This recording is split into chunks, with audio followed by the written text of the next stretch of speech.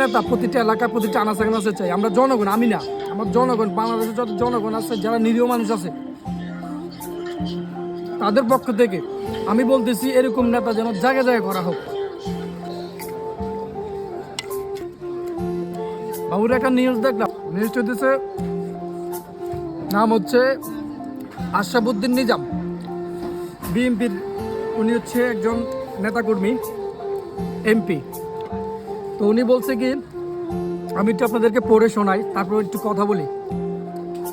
লেখছে, রামগতি উপজেলার দলীয় নির্দেশনা অমান্য করে চাঁদাবাদ সহিংসতার অভিযোগে 26 জন নেতাকর্মীর বিরুদ্ধে 2টি মামলা দায়ের করেছেন রামগতি উপজেলা।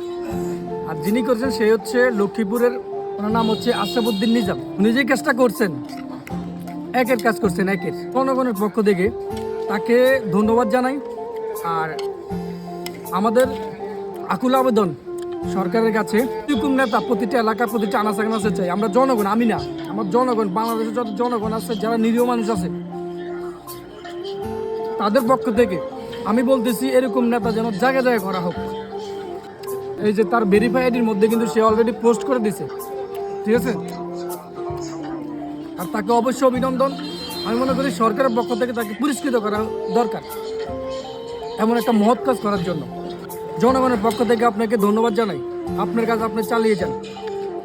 সাধারণ জনগণ সবসময় আপনার পাশে আছে, থাকবে ইনশাল্লাহ।